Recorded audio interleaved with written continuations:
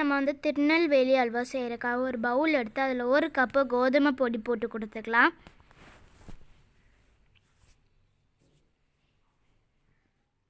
அதுக்கப்புறம் நம்ம சப்பாத்திக்கு குழைப்போம்ல அதே மாதிரி நம்ம குழைச்சி எடுத்துக்கலாம். தண்ணி அதிகமானாலும் பரவாயில்ல.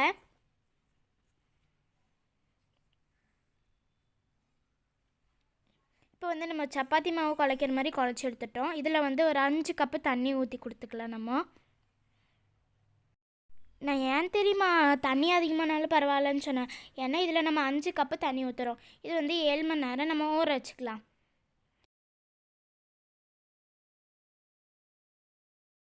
இப்போ 7 மணி நேரம் நம்ம கழிஞ்சிட்டு பார்க்குறோம். நல்லா ஊறி வந்திருக்கு மாவு. இது நம்ம நல்லா கரைச்சி எடுத்துக்கலாம்.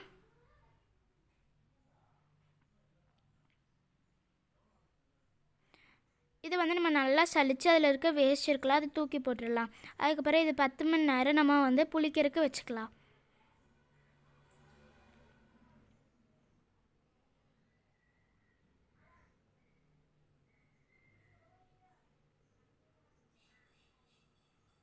இப்போ 10 மணி நேரம் புளிச்சு வந்துச்சு. அது மேலே இருக்கிற அழுக்கெல்லாம் இருக்குல்ல, அதை நம்ம க்ளீன் பண்ணிக்கலாம்.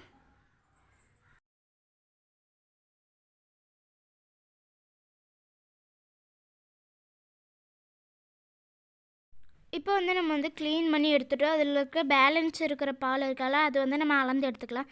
2 கப்பு வருது பால். அதில் 1 கப்பு தண்ணி ஊற்றி கொடுத்துக்கலாம். 2 கப்பு சர்க்கரையும் போட்டு கொடுத்துக்கலாம்.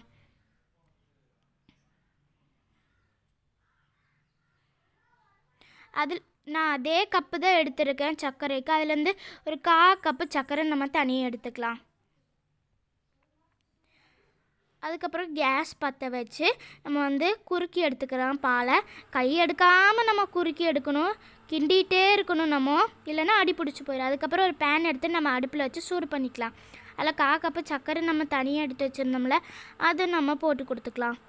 அது கூட 1/4 கப்பு தண்ணியும் நம்ம ஊற்றி கொடுத்துக்கலாம். அதுக்கப்புறம் நம்ம கேரலைஸ் பண்ணி எடுத்துக்கலாம். இதுவும் கை எடுக்காமல் நம்ம குறுக்கி எடுக்கணும். இதே நேரத்தில் நம்ம அந்த பாலையும் நம்ம மறந்துடக்கூடாது. இதில் நம்ம பாக்கி எடுத்து வச்ச சர்க்கரை இருக்கலாம், அது போட்டு நம்ம சுடு தண்ணி போட்டு கொடுத்துக்கலாம்.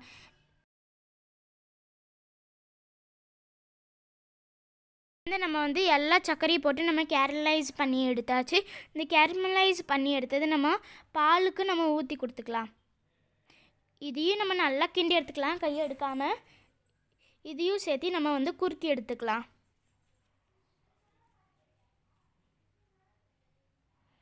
அதுக்கப்புறம் மெல்ட்டான நெய் தான் வேணும், கட்டியான நெய் நம்மளுக்கு வேண்டாம். இப்போ நம்மளோட பால் பார்த்திங்களா எப்படி குறுகி வந்திருக்குன்னு. அதில் கொஞ்சம் கொஞ்சமாக நெய்யை ஆட் பண்ணி நம்ம குறுக்கி எடுத்துக்கலாம். இந்த பால் இருக்கால, நெய்யை ரிஜெக்ட் பண்ணுற வரைக்கும் நம்ம கொஞ்சம் கொஞ்சமாக ஆட் பண்ணி கிண்டி நம்ம குறுக்கி எடுத்துக்கலாம்.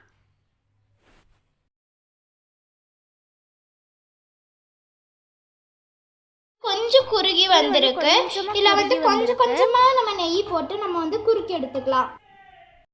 இப்போ நம்மளோட அல்வா எப்படி ஆயிருக்குன்னு பார்த்தீங்களா? இதில் ஒரு பேன் எடுத்து நம்ம நெய் விட்டு சூடு பண்ணிவிட்டு அதில் முந்திரி பருப்பு போட்டு நம்ம வறுத்து அல்வாவுக்கு சேர்த்து கொடுத்துக்கலாம். இப்போ அல்வாவில் நம்ம சேர்த்து கொடுத்துட்டோம். இப்போ நம்ம அல்வாவை பார்த்தீங்களா, இது நம்ம நல்லா கிண்டிட்டு தனியாக ஒரு பவுலுக்கு எடுத்துக்கலாம்.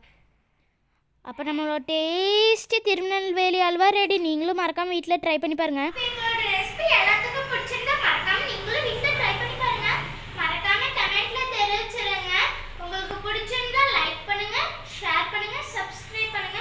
பக்கத்துல இருக்க சின்ன பெல் ஐகான் இருக்குல்ல, அதை ஆல் சொல்லி பிரஸ் பண்ணுங்க. அப்பதான் நாங்க போற சூப்பர் வீடியோஸ் எல்லாம் உங்களுக்கு நோட்டிபிகேஷனா வரும். அப்ப அடுத்த வீடியோ வர வரைக்கும் பை பை.